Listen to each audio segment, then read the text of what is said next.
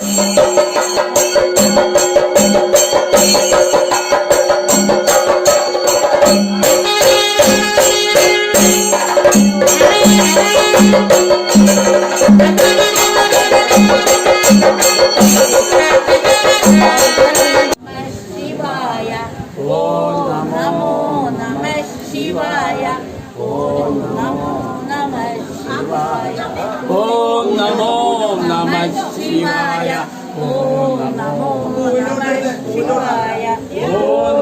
നമഃ ശിവായ ഓം നമോ നമഃ ശിവായ.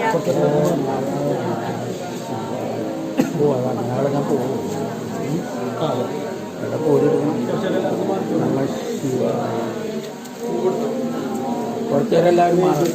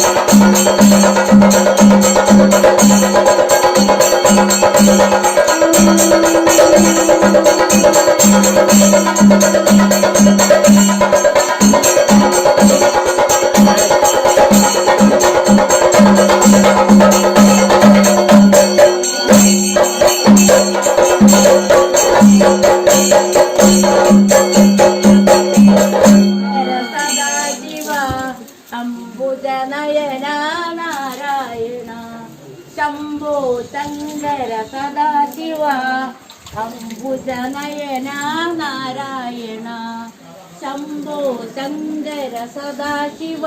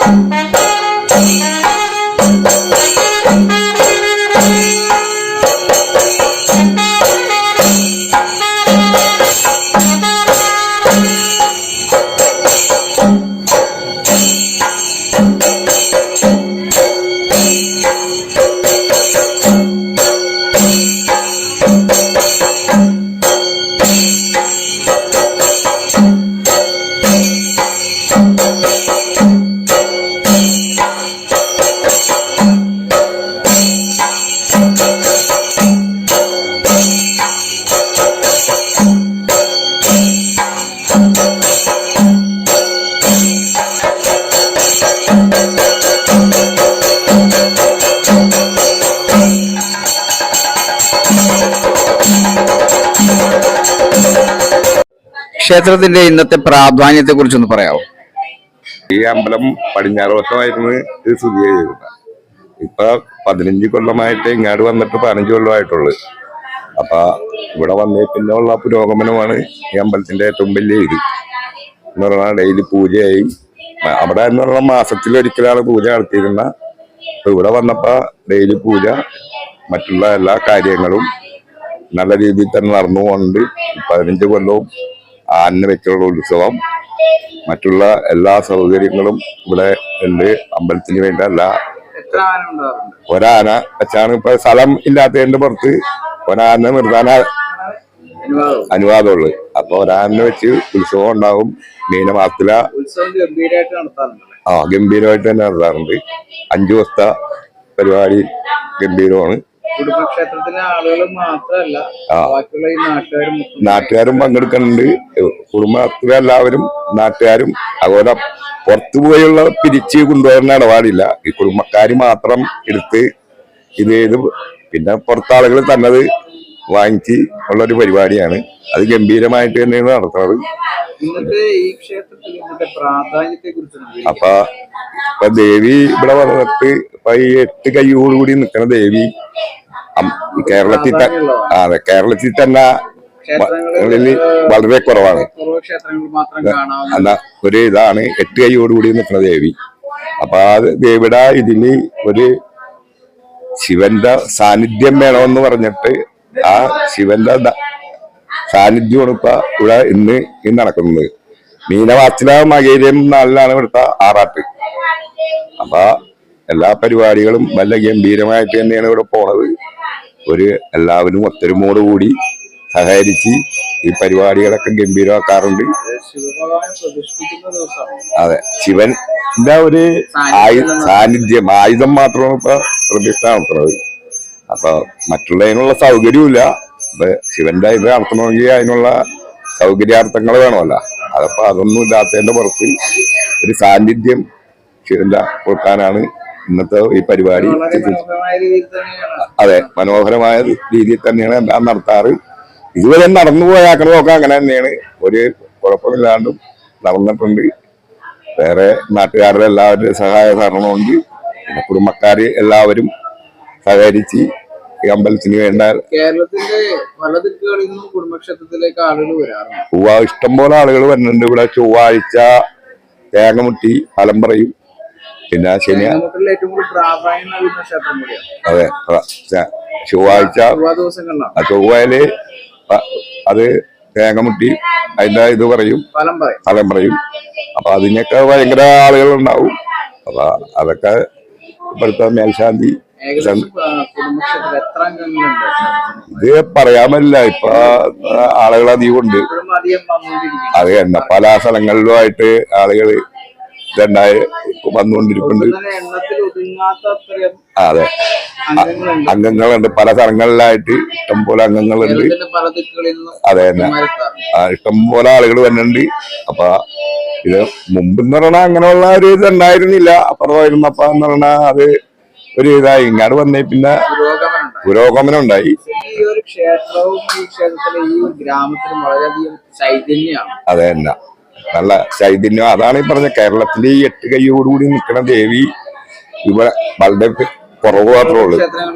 ഒന്നിന് ഇവിടെ അല്ലെങ്കിൽ ചക്രത്തമ്മ 8 കൈയോടുകൂടി നിൽക്കുന്ന അങ്ങനെ ദേവിയാണ്. അങ്ങനെ ഈ കേരളത്തിന് 1-2 സ്ഥലം മാത്രമേ ഉള്ളൂ. അതിന്റെ ആ പഞ്ചലോകത്തിന്റെ വിഗ്രഹം, അതിന്റെ എല്ലാ ഇതും ചൈതന്യവും അത് തന്നെ. ഒരു ഗ്രാമം മൊത്തം ചൈതന്യം. എല്ലാവരും പങ്കെടുക്കും, എല്ലാ ജനങ്ങളും അതിനുവേണ്ടി ജാതി ഭേദമന്യേ എല്ലാവരും പങ്കെടുക്കുന്ന ഒരു ക്ഷേത്രമാണ്.